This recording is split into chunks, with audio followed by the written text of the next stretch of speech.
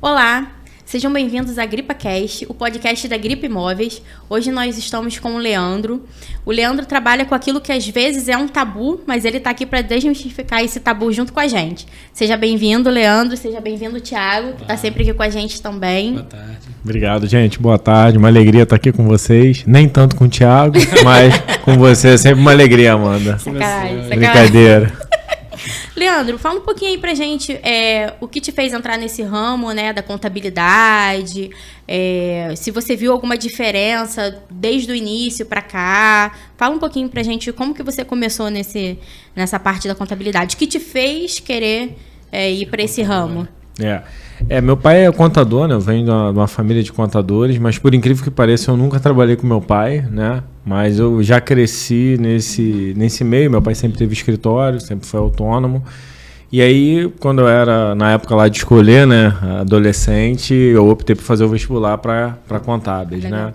E aí eu sou graduado pela FRJ em Ciências Contábeis e tenho um MBA pela UF também em Controladoria e Finanças. E aí já trabalho aí desde os meus 18 anos, né, mais ou menos. Então já faz um tempinho aí, né? Tem um tempinho. É bastante tempo, o tempo passa rápido, né? E aí o que me faz assim gostar, né, desse trabalho, eu acho que apesar de ser um trabalho às vezes um pouco burocrático, a gente acaba trabalhando muito para a Receita Federal, né, e para o governo. Mas eu acho que a gente tem a oportunidade de tentar melhorar a vida do cliente, enfim, de forma inteligente, né? Não de forma a sonegar, mas de uma forma inteligente, através da tributação, a gente tentar melhorar e ver os caminhos mais viáveis para cada cliente, para cada pessoa, entendeu?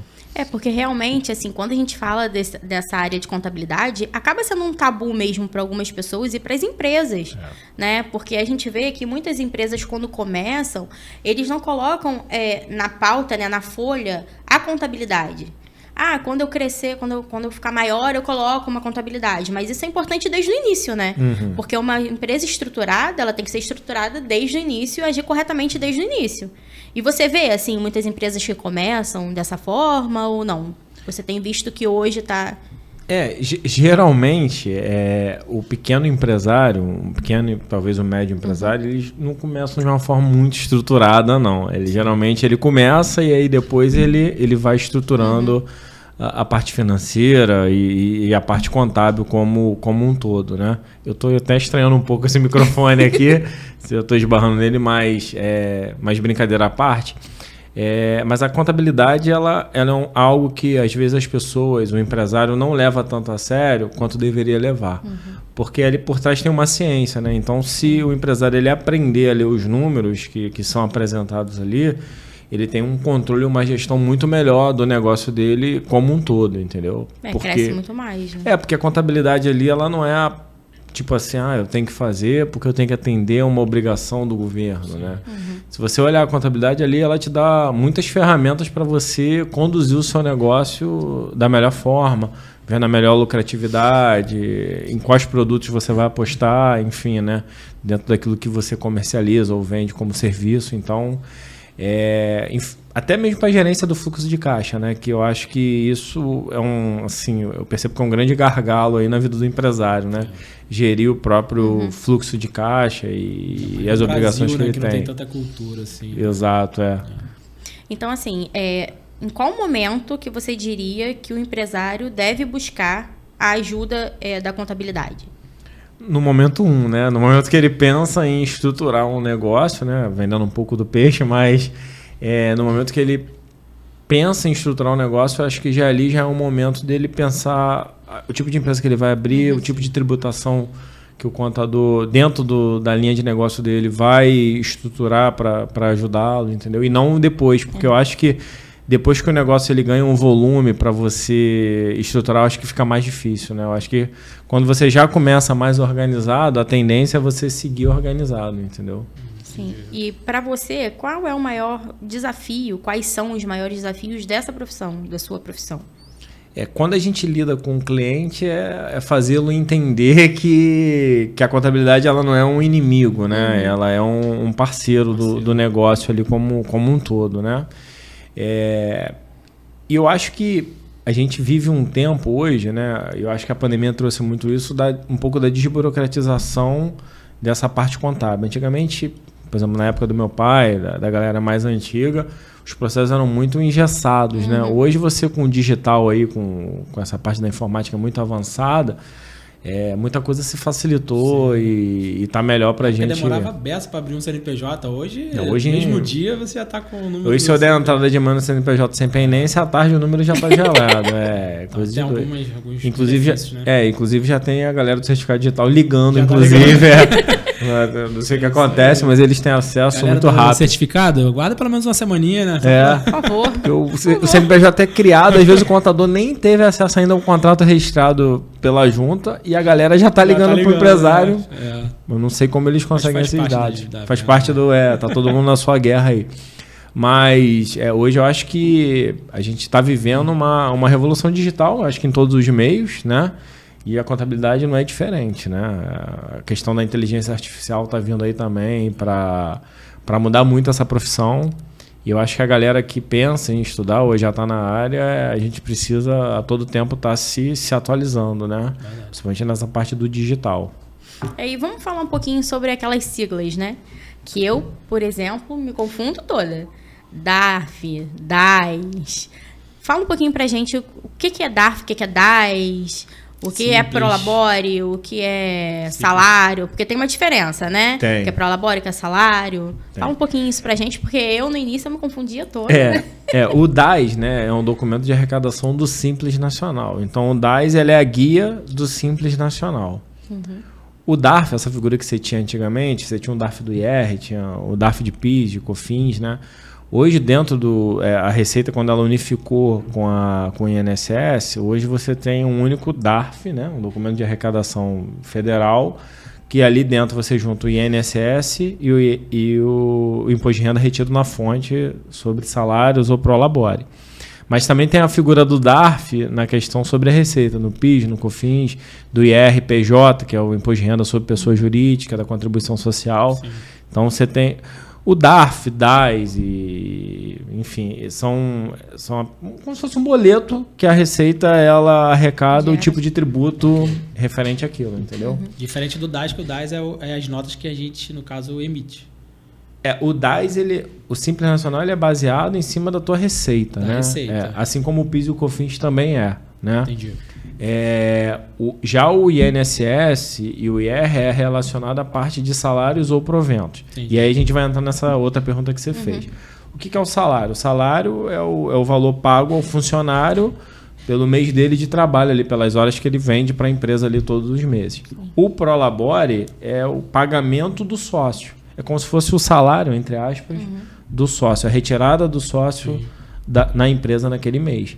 E aí, tanto sobre o salário quanto o Prolabore, é incidente o INSS, que é a Previdência Social, e o Imposto de Renda, caso siga aquela tabela progressiva do IR. É um assunto meio chato, né? Mas é como funciona. É importante. E você falou aí sobre o Simples Nacional, Isso. né? A gente vê que algumas empresas, né? Recente eu tive uma conversa com uma amiga minha, ela falou, meu irmão perdeu o Simples Nacional, né? Como que a pessoa perde? Por que ela perde? Existem algumas maneiras da pessoa... É que não é que perde, né? Ela desenquadra do Simples Nacional e aí vai para outro regime de tributação. Mas geralmente isso se dá da seguinte forma.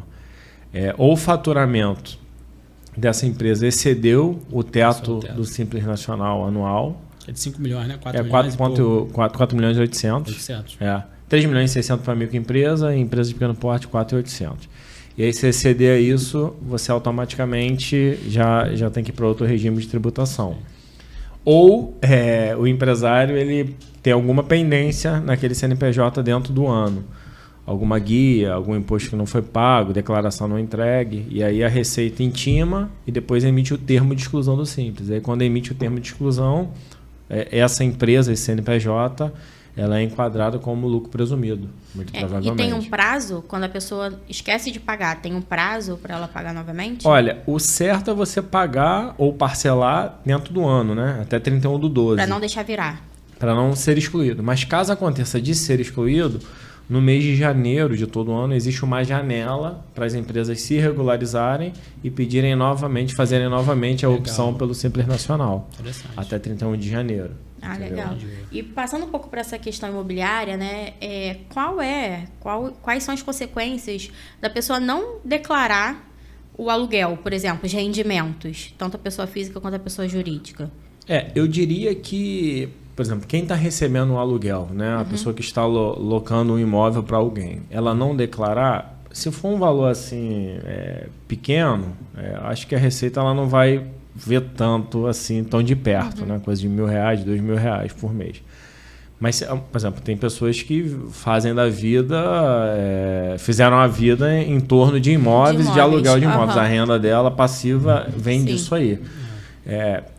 Então, quando você tem um volume muito grande de entrada, né, você tem um COAF lá que acima, as movimentações bancárias acima de R$5.000, já é automaticamente informado para a Receita Federal, né?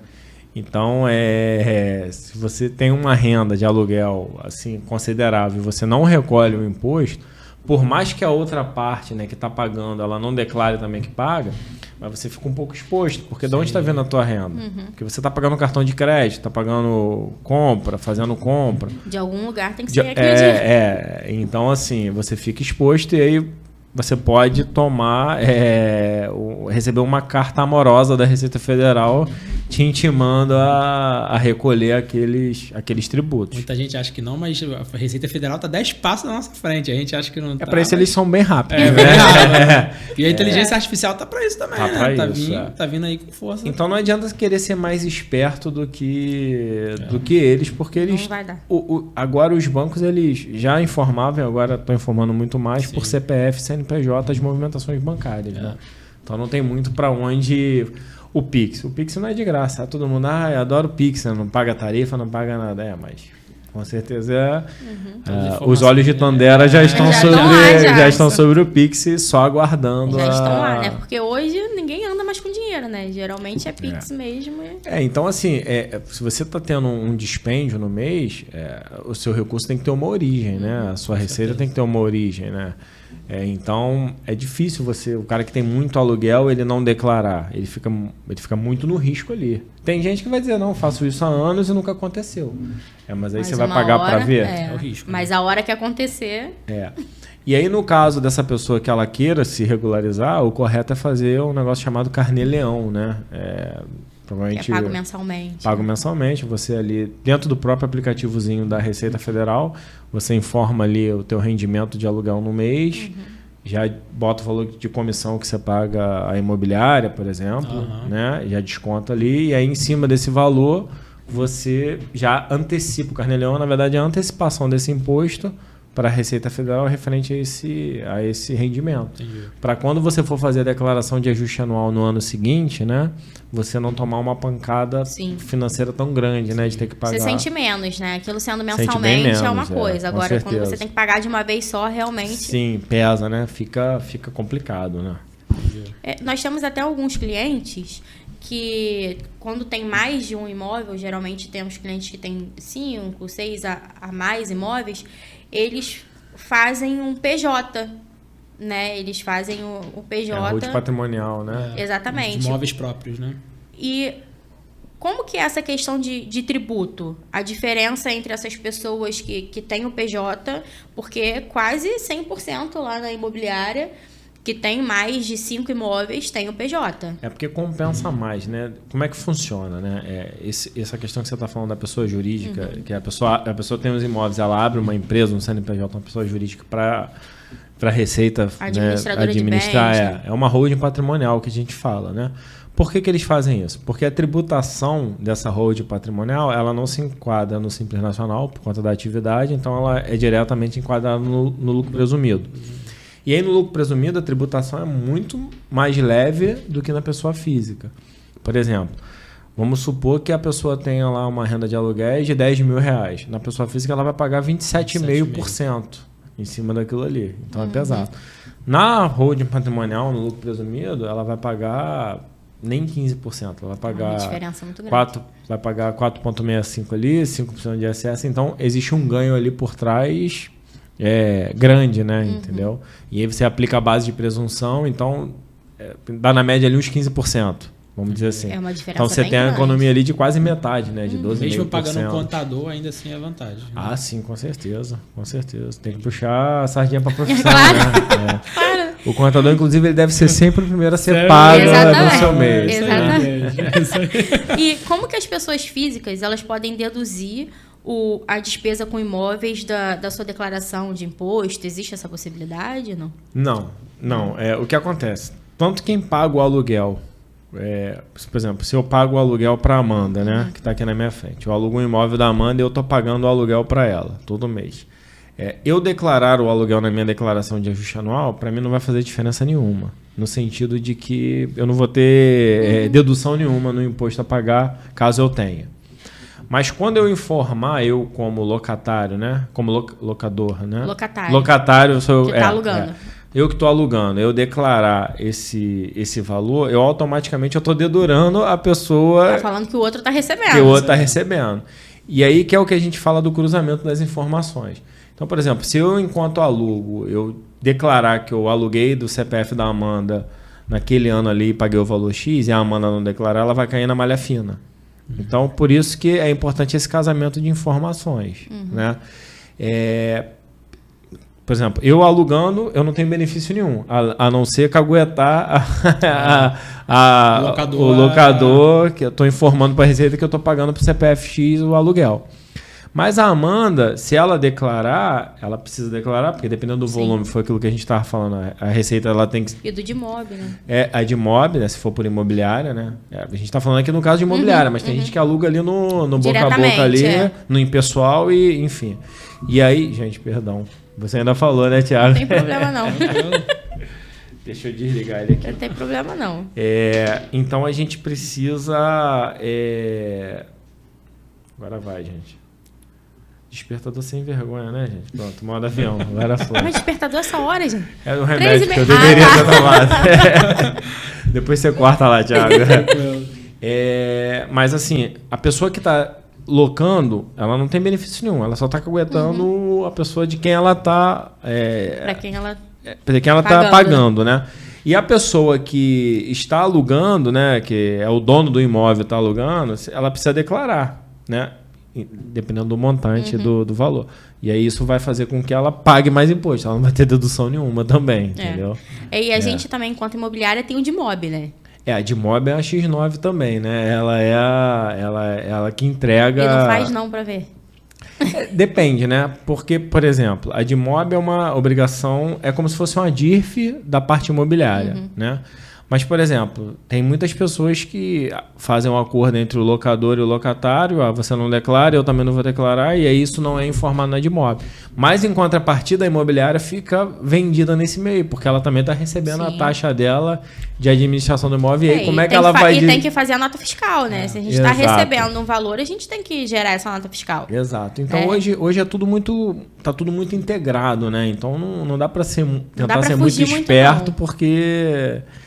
uma hora pode se enrolar, entendeu? Com a nossa amiga Receita Federal, né? Nossa amiga. Quando a pessoa compra um imóvel, né? Na verdade, quando ela compra e depois ela vende, a gente vê muito isso na imobiliária, que existe o lucro imobiliário. Né? Que é o ganho de capital, né? E existe alguma forma da pessoa não precisar declarar ou pagar sobre esse lucro imobiliário? Que é aquela questão de comprar dentro daquele prazo. Olha, existe pela lei, né, algumas isenções. Por exemplo, se a pessoa ela tem um imóvel, né, e ele é um imóvel único, ela tem a isenção de não pagar o ganho de capital na venda daquele imóvel, por exemplo. Mas se ela tiver já mais de um imóvel, ela já vai pagar. Isso se ela não utilizar essa diferença entre o que ela comprou e quanto ela vendeu na aquisição de um outro imóvel dentro de 6 meses. Por exemplo, o Thiago tem uma casa que ele comprou por R$20 mil há 10 anos atrás. E aí hoje o Thiago resolveu vender a casa por R$50 mil. Então ele teve um lucro imobiliário ali de R$30 mil. Ele pagaria o imposto em cima desses R$30 mil. Isso se o Thiago tivesse mais de um imóvel registrado em nome dele. Caso ele fosse imóvel único, ele não pagaria. Por exemplo. Mas isso aí precisa ser... é calculado ali pelo contador no programa do ganho de capital nessa venda da imobiliária. Mas entendeu? se ele comprar um outro imóvel dentro do período de 6 meses? Ele não precisa pagar o imposto. Desde que seja desse valor ou mais? Não, pode ser qualquer valor. Ele pode, por exemplo... Mesmo que seja baixo? Não, ele tem que usar o dinheiro todo. Se ele não utilizar o dinheiro todo, ele vai pagar lucro sobre a parte... faltante. É isso aí, sobre essa parte ali. Porque muitas vezes a pessoa, né, a gente faz uma venda na imobiliária e tem esse lucro a pagar e aí a gente acaba, né, instruindo a pessoa, olha, se você comprar um outro imóvel dentro desse determinado tempo, de 6 meses, você pode ser isento desse lucro. Porque, por exemplo, se pegou sobre esses 30 mil reais ali, na verdade 50 mil reais, se ele pegou os 50 mil reais e aplicou 100% desse valor na compra de um outro imóvel, tá tranquilo. Agora, se foi só parte, né? Mas é difícil, né? Alguém, geralmente, quando vende um imóvel, comprar um imóvel... Mais barato, não é difícil. Geralmente, a pessoa está fazendo um upgrade, né? Sim. Ou está indo para um lugar melhor, enfim. Então, mas caso isso aconteça, aí sobre a parte que não foi utilizada naquela compra, aí ainda assim teria que apurar o ganho de capital. Entendi. Entendeu? E assim, em relação a tributos, né? O que o empresário precisa, até anotei uma pergunta aqui que eu achei bem bacana que eu vi. O que os empresários precisam entender sobre planejamento tributário? Quais são os erros mais comuns que você vê nesses aspectos? Porque eu achei isso muito interessante, porque é comum, né? Se a Muito. Por que o planejamento tributário é tão importante? E aí, quando a gente começou a conversar, eu falei que isso tem que ser feito lá no dia 1, que o empresário está pensando a primeira coisa a anotar em construir um negócio. Porque a tributação ela vai influenciar diretamente na sua tomada de preço. Naquilo que você vai aplicar de preço no seu negócio, ou no seu serviço, ou na venda do teu bem, ou enfim. Porque você recebeu, produto. Mas você tem que pagar alguma coisa. Então, assim, a tua margem, né? A margem é aquilo que é a diferença entre o que você compra e o que você vende ali, né? O teu custo, digamos assim. Você tem que considerar os impostos daquela operação também, para você realmente ter um lucro em cima. E aí o que acaba acontecendo é que muitos empresários eles não têm muita noção da tributação, como ela funciona, não fazem um planejamento tributário em cima disso, e aí acabam precificando mal o serviço ou a venda do produto deles. E aí acaba tendo um ônus, né? Prejuízo, né, na operação deles, entendeu? Porque além dessa parte tributária, o empresário ele tem vários outros custos, né? Aluguel, funcionário, folha. Então, por exemplo, você vê como é que isso é extremamente relevante. O regime de tributação ele vai afetar até mesmo a contratação dos seus funcionários. Em que sentido? Por exemplo, no Simples Nacional, a folha do empregado ela é desonerada. O que isso quer dizer, Leandro? É que você não vai pagar os 20% do INSS patronal sobre o valor do INSS. Então você tem ali, até hoje, né? Eles estão querendo com a reforma aí acabar com isso, né? Você tem ali mais um ganho.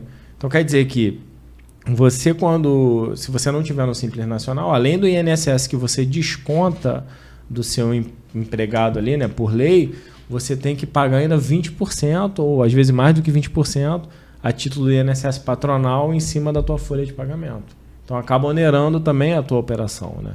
Entendi. Então o teu custeio ele fica prejudicado se você não tiver uma noção da sua estrutura tributária, né? Em que você tá. Por isso que o contador ele tem que ser seu aliado, e não você vê ele como mais um que quer tirar o seu dinheiro, né? Digamos assim, né? Tem que pagar o contador porque, mas ele acaba sendo seu aliado. É importantíssimo. Antigamente você tinha a figura do contador DARFista, né? Que ele todo mês te entregava 2 DARFs e acabou, e sumia, né? Hoje, as grandes empresas, a contabilidade, enfim, a controladoria, ela tem ganhando espaço nesse sentido porque na gerência realmente ali do negócio, entendeu? E hoje a maioria das grandes empresas tem os seus contadores próprios dentro do prédio, dentro do próprio escritório. Tem a estrutura, tudo internalizado, você não terceiriza justamente por isso, para você ter um maior controle. Isso aí. Antigamente, a gente via assim que antigamente nós somos filhos de empresários, né? Então, a gente via que essa questão do imposto, ele era realmente um completo tabu para todo mundo. E as pessoas hoje, a gente vê que hoje as pessoas elas entendem melhor essa parte de é melhor andar correto, né? É melhor você andar da forma correta, andar direito, do que lá na frente dar algum problema, né? Porque você pode estar não pagando agora. Mas uma hora essa conta pode chegar, né? E quando essa conta chegar, não vai ser assim como a gente falou, aos poucos, né? Sim. Vai ser tudo de uma vez só e acaba sendo perigoso, né? Tem um peso muito grande. Então, você vê isso hoje, assim, que as pessoas estão... Você que já está há bastante tempo nessa profissão e também já tem isso que era do seu pai também. Você vê que as pessoas hoje, elas estão querendo andar mais corretamente? Ou não? Na verdade, não é nem querendo andar, elas estão sendo obrigadas a andar. Porque hoje, você não...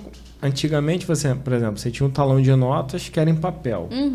Aí, a galera... pintava e bordava em cima daquilo ali, né? Ele declarava o que queria, enfim. Hoje, você não tem como. Hoje é tudo digital, né? Então, quando você emite a sua nota digital lá, a Receita ela já sabe.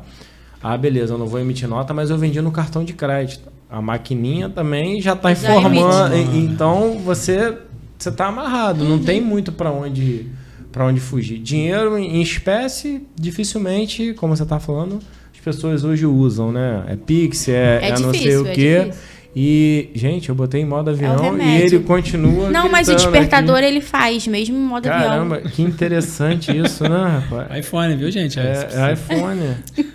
O despertador ele faz, mesmo em modo avião. Deixa eu desativar essa criança. Cara, que é empresário eu vou tacar fogo nele, gente, me perdoa.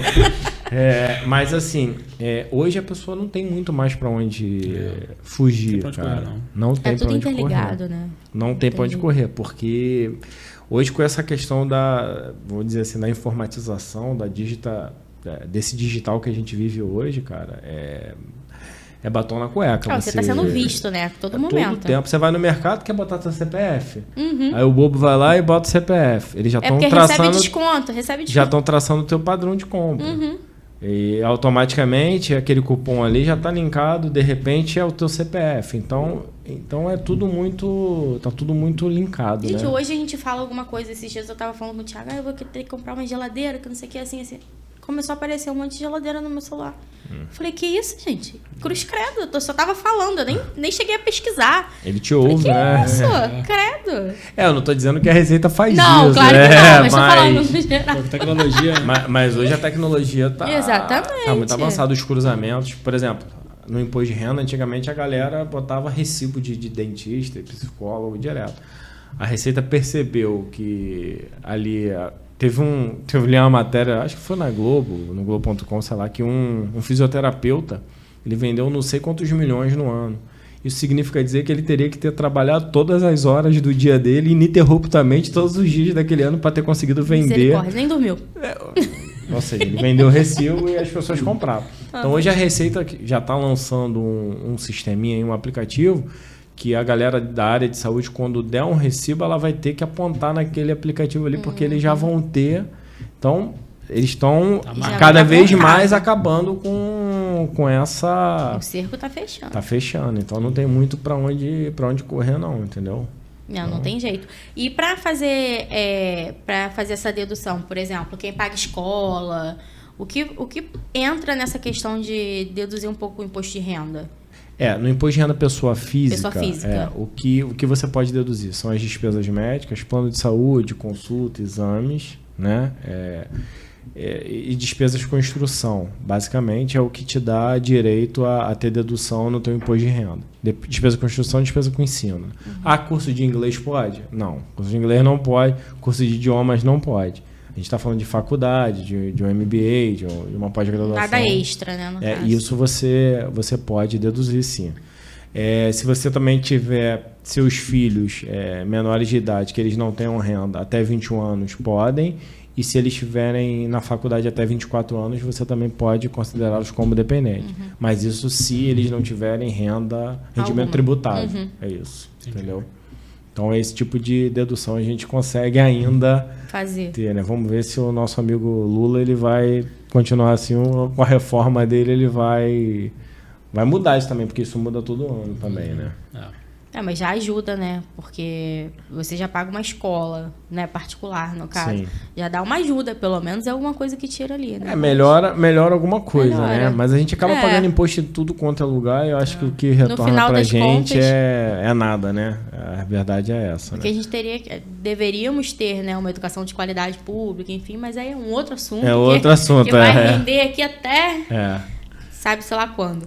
Mas nós temos alguns clientes, alguns não, né? A maioria dos nossos clientes lá na loja que a gente, né, faz a nota fiscal, eles não entendem muito essa questão de percentual, né? Porque existe um percentual de pagamento de imposto de determinados valores do aluguel, né? Porque tem aquela tabelinha que vai subindo. Tem a tabela progressiva do IR, né, do Imposto de Renda, que é a mesma que, por exemplo, a pessoa que é assalariada segue, né?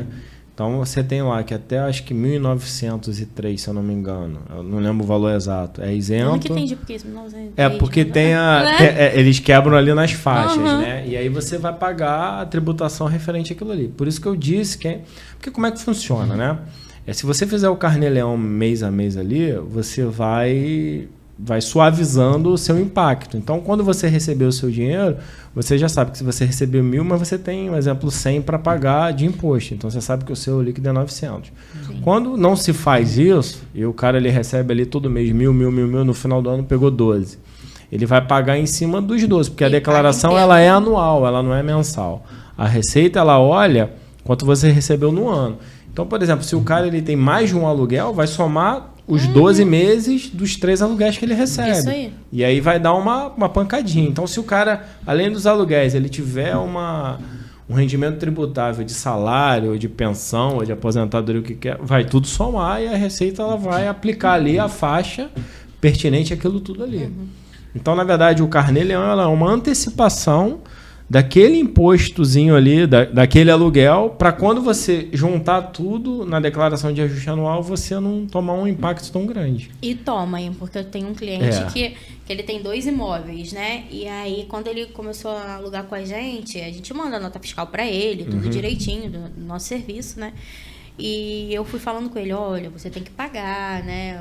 Carnê-Leão e tal. Não precisa não. Lá no final eu vejo isso.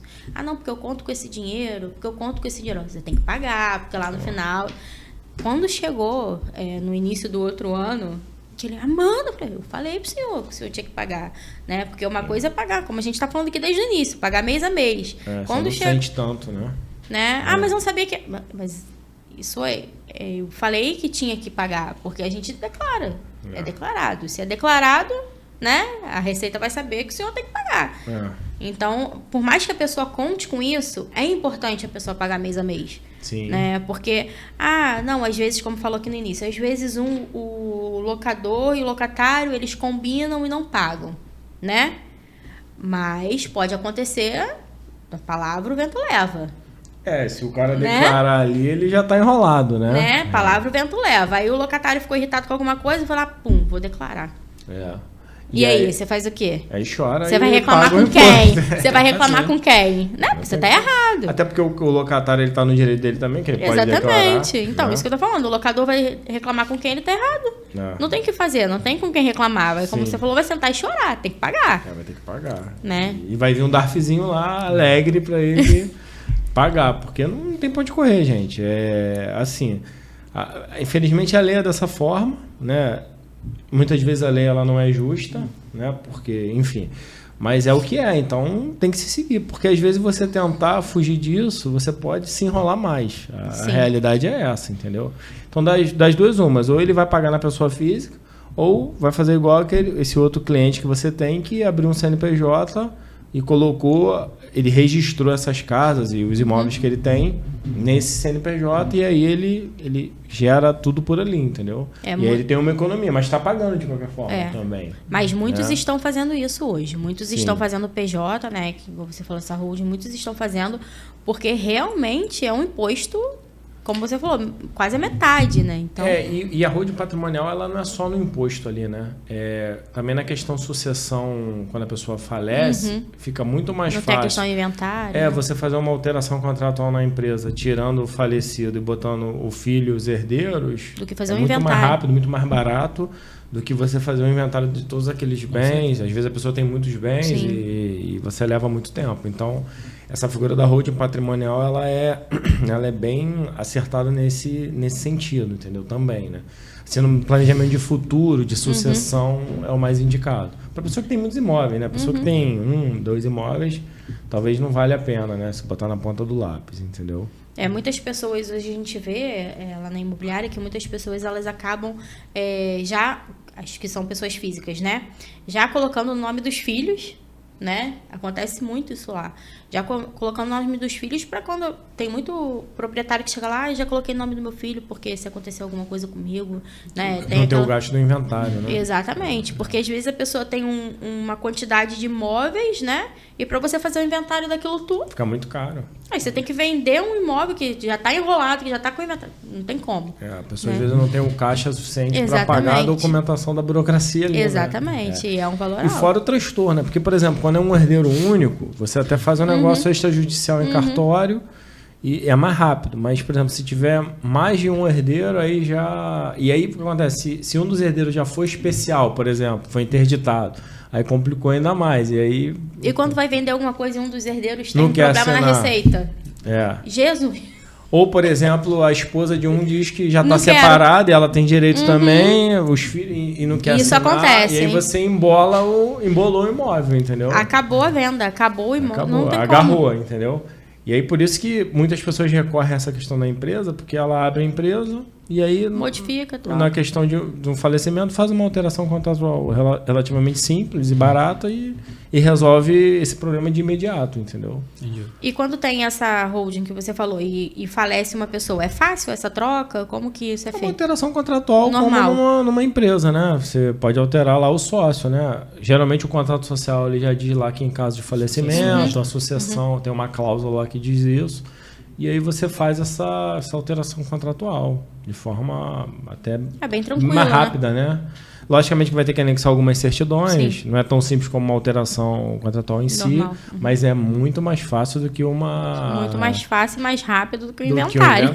Porque o inventário tem inventário que dura 10 anos, 15 anos, porque está enrolado. Com certeza, tem. E aí basta alguém dos herdeiros querer embargar aquilo ali, que aí você já... E é o que mais tem aí, é casa enrolada, digamos assim, que está presa em documentação que os herdeiros não chegam num acordo ali, né? Então... Não, e já aconteceu com a gente, né, de conseguirem fazer o inventário, fizeram o inventário, aí são 5 irmãos. Desses 5 irmãos, um irmão tá com problema na receita. Aí trava tudo. Aí não tira as certidões, não consegue as certidões. Aí quando faz o inventário, entraram os 5, porque esse quinto, né, irmão, porque queria entrar, quando foi ver, tava com problema na receita. Não podia vender nenhum imóvel que tava com o nome deles. Travou tudo. Travou tudo. Tudo. Até ele arrumar o que ele tava na receita, né, ajustar, e o valor era bem alto, então ia levar um tempinho. É complicado. E aí quando você tem na figura da PJ, a venda também ela se faz mais rápida, né? Porque você anexa as certidões, todo mundo assina, né? Que tiver no contrato social ali e faz a venda, entendeu? É rapidinho, né? Fica mais... não é tão rapidinho, mas é muito mais rápido do que o... Comparando ao inventário... Sem dúvida. Não dá pra... E fora o custo também, né, gente? Que a gente tá falando, né? O inventário é o que você tá falando. Dependendo do patrimônio que a pessoa deixar, tem que vender uma parte para conseguir pagar... O que é um absurdo, né? Mas enfim. Acontece muito. Mas é como é. Ou aluga por um tempo para fazer caixa, para conseguir fazer o inventário, enfim. E aí eu acho que acaba enrolando a vida de todo mundo, né? E não é tão simples, né? Porque às vezes vai fazer o inventário. Aí são 4 irmãos. 3 têm condições de fazer, um não tem. Aí sempre tem um que, não, se ele não vai pagar, eu também não quero pagar. O que geralmente fazem nesses casos é alguém paga e aí depois na venda desconta esse valor e restitui, né? Em alguns casos, outros mas às vezes os irmãos estão em litígio, enfim. Por isso que eu te falei, por isso que é importante a pessoa que vai pensar em investir em imóveis, tem essa pegada de querer ter... Né? Porque tem gente que vai por esse caminho, né? É importante ela tentar, antes dela começar, já, de repente, estruturar uma pessoa jurídica para isso e já comprar na pessoa jurídica. Porque, por exemplo, se a pessoa ela já tem um monte de imóvel na pessoa física e ela hoje, vou abrir hoje uma holding patrimonial, ela vai gastar a transferência, o RGI de todos esses imóveis, tirando da pessoa física dela para a pessoa. Então, é muito dinheiro também, né? Um registro de um imóvel não é um negócio muito barato, dependendo do valor do imóvel, né? Então, é importante a pessoa já nesse momento que ela, tá começando ali nesse processo, acho que eu vou por esse caminho mesmo e eu vou investir em imóveis, já de repente já pensar nessa questão da holding patrimonial, que é uma saída inteligente, né? E você até falou uma coisa bacana aí. Quem já tem imóveis em pessoa física, né, e quer fazer agora em pessoa jurídica, financeiramente, falando em questão de percentual, vale a pena manter a pessoa física ainda na pessoa física ou... Os imóveis, que você diz? Cara, seria... Eu acho que ela tem que pensar, porque ela tem que ver quanto que aquilo ali gera de receita para ela, de renda para ela. Ela tem que pensar dois cenários ali. A receita que aquilo gera para ela, quanto ela hoje paga de imposto e quanto ela pagaria na pessoa jurídica. Ali ela já vai ter uma economia. Que aí já vai ver que é quase metade. Ela tem que avaliar também a questão da sucessão dela, o dia que ela faleceu, enfim, para quem que aquilo ali vai ficar. Então, isso aí também já é um ponto que às vezes não tem tanto valor financeiro, mas é um valor grande, porque você não tem agora, né? evita um racha na família depois também, né?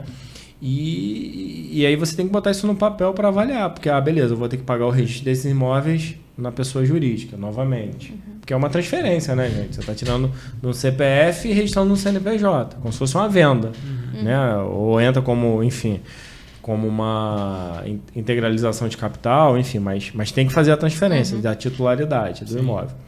E aí tem um custo nisso. Mas pode ser que ao longo dos anos esse custo seja diluído por menos imposto que a pessoa vai pagar, né? Então é uma conta que tem que ser feita, né? Eu digo isso para a pessoa que tem muitos imóveis, né? Por isso que o ideal é quando a pessoa está começando a querer investir nesse ramo imobiliário, ela já começar com a abertura de um CNPJ, porque qual custo que ela vai ter? Né? Nenhum, cara, para abrir um CNPJ. E aí já começa a comprar por esse CNPJ, né? Não, e isso é uma coisa que, assim, quando a gente começa a falar sobre isso, né, que é o falecimento de alguém, enfim, essa é a coisa mais natural do mundo, né? É a única certeza que a gente tem. Né? Então, muitas vezes a gente fala com algumas pessoas, e como tá? Você já viu, né?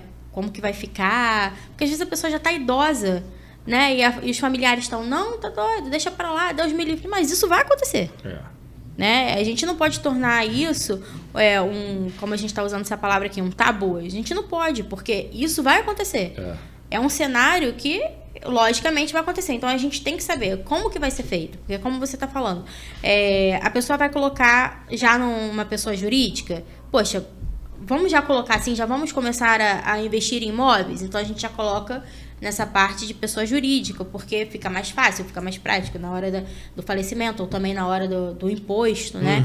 Isso é muito importante. Realmente, a gente tocou numa questão, né, Thiago? A gente vê muito isso. Porque aí não é difícil a gente ver o falecimento de alguém e a família toda não sabe nem como agir. Não sabe. Não sabe por onde começar. Que era aquela pessoa que cuidava de tudo e aí o cara morre, a pessoa morre e aí você... E dá briga, gente. Dá.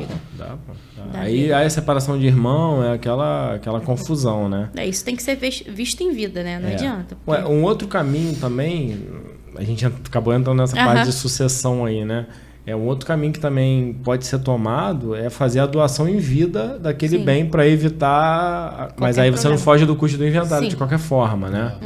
Mas, enfim, fazer uma doação em vida também é algo que você foge um pouco, assim, olhando para esse lado de não ter a confusão na família ali, né? Mas eu acho que a empresa, além dessa questão dessa economia tributária que você pode vir a ter na questão do recebimento dos aluguéis e nessa questão da sucessão, ter um CNPJ também pode te trazer outros benefícios, né? De um plano de saúde, de repente, com um custo mais barato. A compra de veículos também, em alguns casos, se for zero, você tem uma isenção ali, um desconto maior para o CNPJ, do frotista. Então, tem benefícios que você... consegue no PJ. Você vai vendo ali e aí acaba que se viabiliza melhor ter esse CNPJ, entendeu? Voltando um pouco para a pessoa física, tem algumas vantagens para quem faz a declaração completa. As pessoas que fazem investimento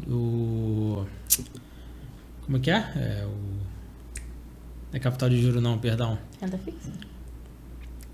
Gente, juros sobre capital próprio? Não, quando você vai guardar o dinheiro, tipo, né? Previdência privada. Eu tava, gente, o que ele tá tentando falar? Nossa, tá tentando falar aqui. Previdência privada pelo... Aí tem alguns requisitos lá que tem o VGBL, tem o PGBL, né? E falam que o PGBL é vantajoso para quem declara completo. Pelo completo. Mas aí... Até o limite de 12% no ano. 12% ao ano. Aí, o que você pode explicar sobre isso? No caso, ele fica sem pagar o imposto durante o... Não. Como que funciona isso? Uhum. Não, vou te explicar. Beleza. Voltando um pouquinho. A declaração de imposto de renda de ajuste anual. Declaração de ajuste anual do imposto de renda que ela é entregue lá, começa em março, abril do ano subsequente. Okay. Você pode fazer ela por duas formas. Pelo modelo simplificado ou pelo modelo completo. O modelo simplificado é para o cara que às vezes só tem uma fonte de renda, não tem dedução nenhuma, então ele, por exemplo, ele só recebe o salário dele e foi retido ali no mês. Então ele lança ali os valores, o simplificado para ele ficar melhor. O completo é indicado para a pessoa que tem deduções, tem filho, tem dependente, tem colégio, tem plano de saúde que ele coloca, enfim, despesa médica no ano, então é mais indicado para ele fazer da forma completa, o modelo completo, melhor dizendo. E aí, geralmente, quem tem investimento, como é que funciona isso? O cara, ele vê ali, por exemplo, no ano ele ganhou 100 mil reais do salário dele, bruto, vamos supor. E aí ele percebe o seguinte, que se ele tiver uma PGBL, né, que é essa previdência, se ele aplicar 12% do valor do rendimento tributável que ele teve no ano, por exemplo, 12 mil, né? Sim. Ele vai ter uma restituição maior ou vai pagar menos imposto. Então, a pessoa ela acaba pensando assim, em vez de pagar mais imposto para o governo, eu prefiro fazer uma previdência privada, que em algum momento eu vou sacar isso. Vai sacar, mas aí no final ele deve deduzir também, né? O imposto de renda mas a previdência privada, quanto mais tempo fica, mais... reduzindo progressivo, né? Você vai pagando... na verdade é decrescente, né? Quanto mais tempo o dinheiro fica aplicado, menos você deve começar com 30%. Aí tem que ver, porque isso varia também aí tem que ver também o lance na previdência da taxa de administração que está sendo aplicada, então você tem que estudar isso bem detalhado. Mas assim, a grosso modo, a previdência privada, ela realmente é uma boa estratégia também para você pagar menos imposto ou ter uma restituição maior de imposto, entendeu? Quando você fizer, no modelo completo. Mas é o que eu falei, tem que ser avaliado caso a caso, e aí é um planejamento também tributário na pessoa física, né? Você tem que fazer com um contador ou com alguém da área para ele te dar o melhor caminho e, enfim, você vê o que fica mais lucrativo, menos oneroso para você, porque nunca é lucrativo. Mais lucrativo não. Nunca é, mas é menos oneroso para você. Legal, bom saber. O casal também é importante esse planejamento ser feito junto, porque às vezes as pessoas, eu vejo muito isso na questão do imposto de renda da pessoa física também. As pessoas elas acabam fazendo as declarações separadas e muitas das vezes você, de repente, olhando o que fica melhor na dedução de um e de outro, você poderia ter um ganho maior ali se aquilo ali fosse estruturado, entendeu? Junto, entendeu? Mas isso em qualquer regime de casamento ou isso não se aplica no... Qualquer regime de casamento, se for união estável também, desde que seja cônjuge ou companheiro, você tem que... O casal é bom ele olhar os dependentes, as deduções, um a um, para ver o que fica melhor. Entendeu? Quem é que vai ficar com o dependente qual, quem é que vai ficar com as deduções quais, para você ter um maior ganho em família e não por CPF. Entendi. O que acaba acontecendo é que às vezes a pessoa só está olhando o próprio CPF, ela está ganhando 1.000 aqui, mas está pagando 2.000 no Thiago, um exemplo. E ela perdeu. Quando na verdade ela podia estar fazendo um rearranjo ali e está ganhando um pouco mais. Entendeu? Então isso também é importante, esse planejamento. Na hora porque no final a família vai ganhar ou perder junto. A casa, né? Vai ganhar, né? Então, eu acho que seria o ideal, né? O melhor dos mundos, né? Muita gente, às vezes também, no imposto de renda é simples você fazer. E aí faz. Por exemplo, eu peguei uma cliente, tive uma pessoa que é médica, e aí o marido dela fazia o imposto de renda dela. E ele fazia pelo modelo simplificado. E até uma empresa aí digital que fazia a contabilidade dela, ele não informou o que foi retido dela no Prolabore. Caramba. E ela estava lá. A Receita ela não vai jogar contra ela. Ela joga da seguinte forma: se você não declarou que teve um rendimento e você teria que pagar, ela vai te jogar na malha fina. Mas se você, por exemplo, pagou a mais e deveria restituir, mas você não colocou, ela fica na dela. Ela dá como processada e não te devolve o dinheiro, não. Aí eu peguei essa pessoa e ajudei ela, né? E aí eu olhei 2 anos para trás. Ela recuperou quase R$8.000 de imposto de restituição que o marido dela, por não ter conhecimento, não tinha. Então, por isso que é importante sempre, assim, não os casos que são mais simples, né? Mas a pessoa procurar um profissional, um contador de confiança para assim, ver a melhor forma para otimizar aquilo ali, entendeu? Não, e o que eu falo, poxa, vocês estudaram para isso, vocês sabem o que fazer, né?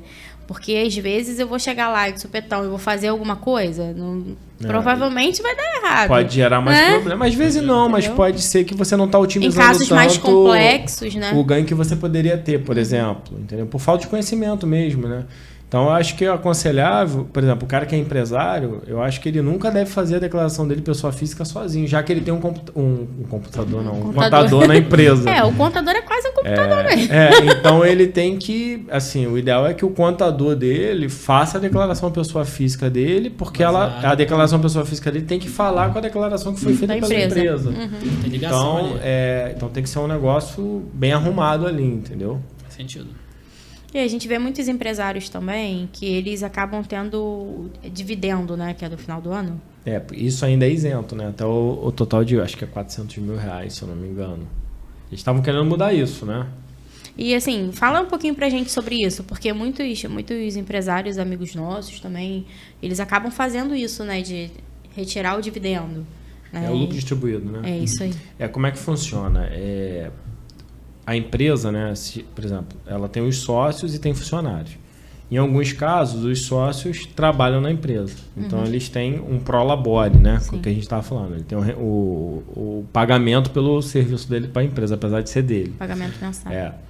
Isso é uma coisa a título de INSS. E aí, o que acaba acontecendo é que, muitas vezes, dependendo do regime, o empresário ele bota ali uma retirada pequena para ele no mês, a título de prolabore, para não pagar imposto de renda ali na fonte, digamos assim, e ele distribui o lucro para ele no final de cada ano, né? O que isso quer dizer? Porque o lucro distribuído ali ele é isento de imposto de renda porque ele já foi tributado na pessoa jurídica. Então, na pessoa física, o empresário ele acaba pagando menos imposto. Entendi. Entendeu?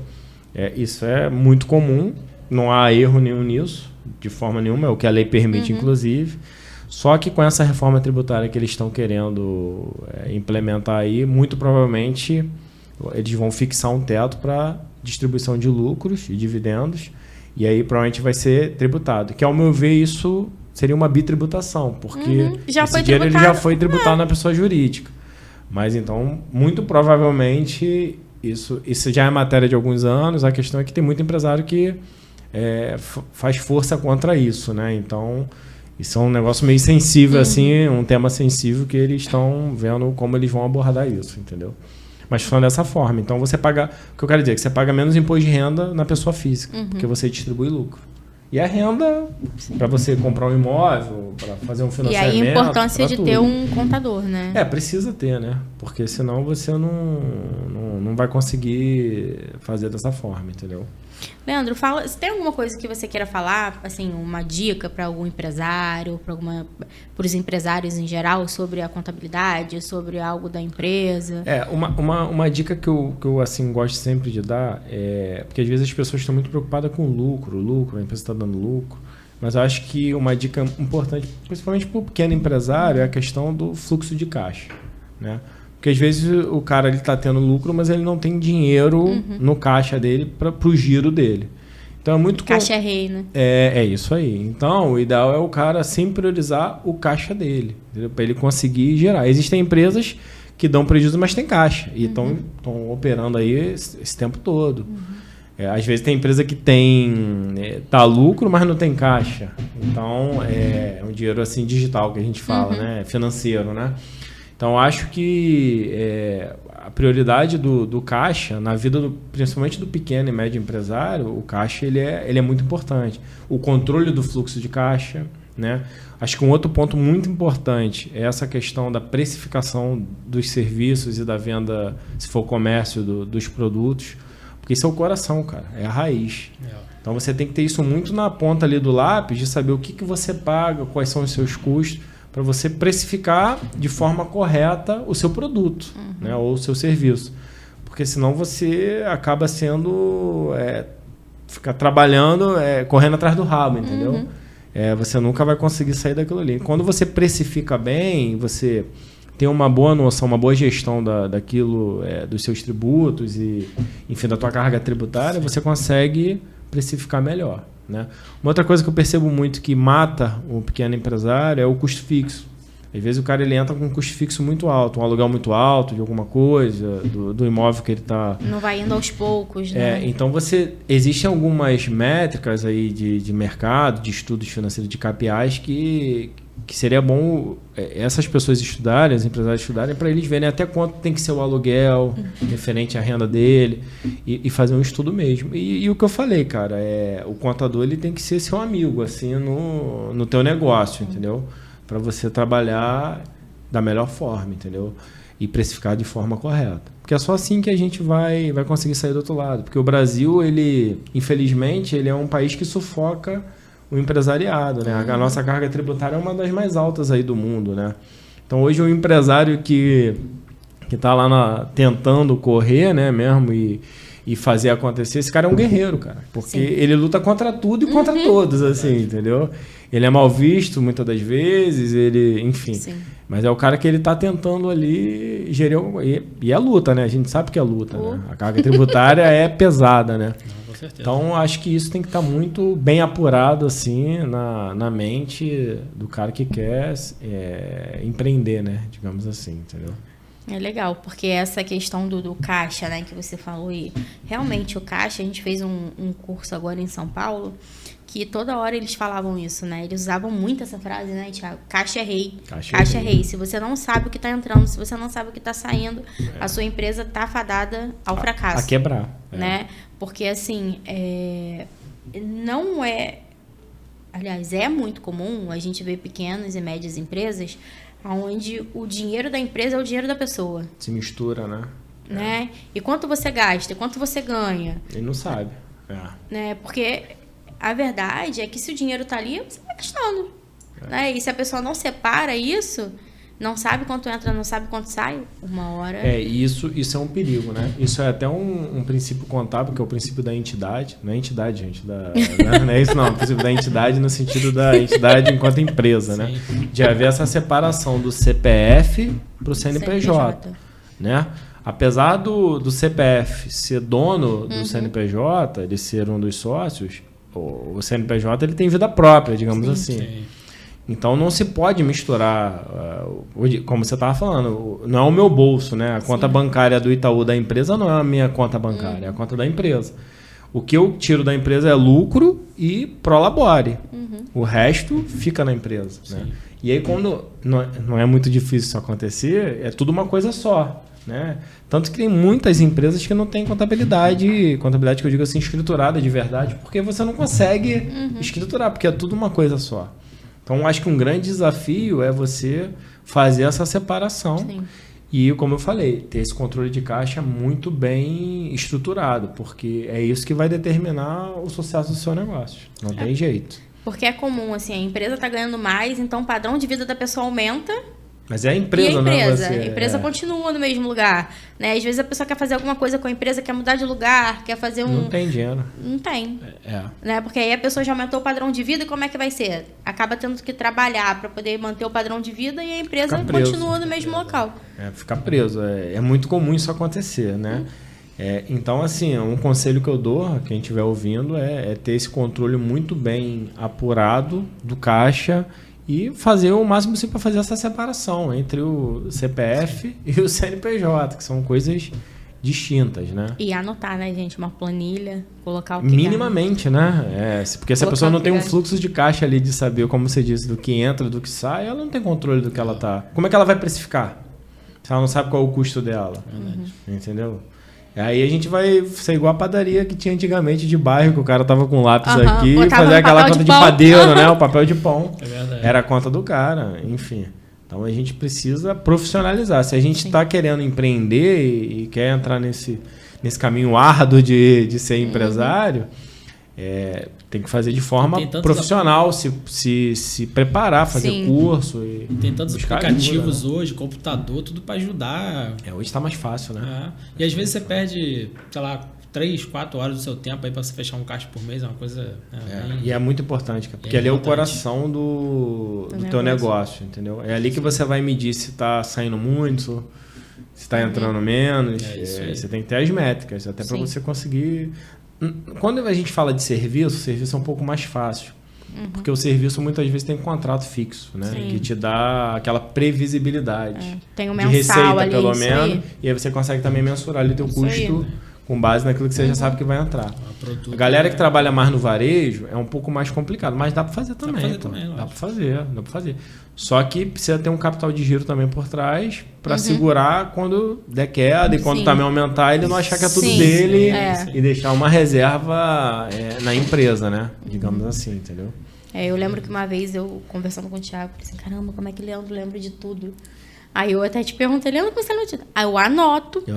Eu anoto, gente, lembro de tudo. Tem algumas ferramentas da Microsoft mesmo, nem sei se pode falar, mas que é um OneNote, eu tenho isso tudo, que ali eu tenho minha agenda em calendário, porque senão a nossa cabeça, ela pifa. Sim, meu pai era melhor confiar no pequeno lápis do que numa grande mente. Mas é verdade. Porque assim, você tem que estar anotado, entendeu? Você acaba lidando com muita gente, muitas demandas, né? Então, se você não tiver um controle dos compromissos dos entregáveis, irmão, você vai passar por cima. Já era. Basta um dia você ter um problema. Por exemplo, você teve um contratempo naquele dia, você se planejou para ir para a empresa, para fazer tal coisa, e você teve um contratempo. E não é difícil isso acontecer, né? Ainda mais quem tem filho. Teve um contratempo. Se você não tem uma lista do que você tinha que fazer naquele dia, no dia seguinte você já não sabe, já embolou. E aí você já se perdeu, entendeu? Um conselho também que eu dou, e isso é boa prática, não tem nada a ver com a contabilidade, mas é boa prática assim, de gestão, no domingo você preparar a sua semana daquilo que você quer fazer, daquilo que você quer entregar. Legal. Bacana. Para você já saber, segunda eu vou fazer tal coisa, terça tal coisa. Porque aí você não entra na semana atropelado, entendeu? Então, isso é um conselho do Leandro aqui, né? O que eu faço na minha vida. Podem seguir esse conselho, porque Leandro, caramba, eu nunca vi uma pessoa saber tanto o que tem que fazer. Tentar não esquecer. Tem que ser organizado, porque... E aí se você não faz no papel, cara, usa as ferramentas que tem, enfim, tem muita coisa hoje aí, tem notes, tem várias coisas. Lembrete no celular. Anota, cara. É despertador, eu usou aqui 2 vezes, né? Tem que tomar o remédio. Mas então hoje o que não falta é ferramenta, cara. Tem gente que tem ali, mais beirando ali o TDAH, né? Mas vai na cozinha pegar água, deixa a garrafa no vaso, né? Tem a galera aqui que... Mas, deixa café pela metade. Mas brincadeira à parte, mas assim, tem que se fazer um esforço, né? Não tem jeito, cara. Senão, é aquilo, cara. É melhor você resolver o problema enquanto ele é pequeno do que você esperar ele crescer e ele te engolir. Isso aí. Então é melhor atacar ele ali, entendeu? Eu penso dessa forma. Isso aí. Quer mandar algum abraço pra alguém? Quero mandar um beijo pra minha mãe, pro meu pai e pra Xuxa. Brincadeira. Que show da Xuxa é esse? Eu queria agradecer a oportunidade. É a primeira vez que eu participo assim, né? De um podcast assim. Uma experiência muito legal. Já conheço o Thiago e a Amanda de alguns anos já, né? São amigos de um amigo meu de infância também, né? Já esteve aqui com a gente. Já esteve também. O Ricardo, né? O Cassiano. Então é uma alegria também estar aqui. Maneiro, queria agradecer. Acho que um bate-papo bacana, né? E é isso, gente. Desejo saúde, sucesso a todos aí e que a gente possa seguir com bastante sucesso aí se alguém quiser te procurar para algum serviço seu, ou você tem alguma pessoa ou empresa para indicar também? Sim. Tem algum site que a pessoa possa procurar? Depois eu posso passar para você, Thiago, de um amigo meu que tem a empresa também de contabilidade. E a gente pode indicar os serviços dele, né? E também, tendo em caso de dúvidas, precisando de mim também, a gente legal. Então eu vou deixar na descrição do nosso vídeo o link do site do amigo dele que faz parte de tem uma parceria, contábil, né? Isso. Beleza. E aí a gente divulga, né? E aí você... Também tendo dúvida, eu posso deixar meu contato de WhatsApp pessoal. Quem quiser também ou tirar alguma comentários dúvida, também, né? que a gente alguma instrução, a gente também consegue ajudar ou pelo menos direcionar. Sim. Beleza. Tá bom? Fechado. Poxa, Leandro, muito obrigado. Nada, obrigado por esse bate-papo aqui. Obrigado por tirar muitas dúvidas da gente, né? Sim. E ainda mais que daqui a pouquinho tá chegando, porque passa rápido, né? Passa rápido. Passa rápido, já estamos no final do ano. Daqui a pouco o imposto de renda tá aí, né? A declaração. Então, muito obrigada mesmo por aceitar nosso convite. Eu que agradeço. Ficamos muito felizes. Foi um bate-papo muito bacana. A gente Eu que curtiu agradeço. muito. Obrigado, tá, gente? Valeu. Prazer. Tchau, gente. Tchau, Curtam o abraço. vídeo, compartilhem, tá? Um abraço. Beijo. Tchau.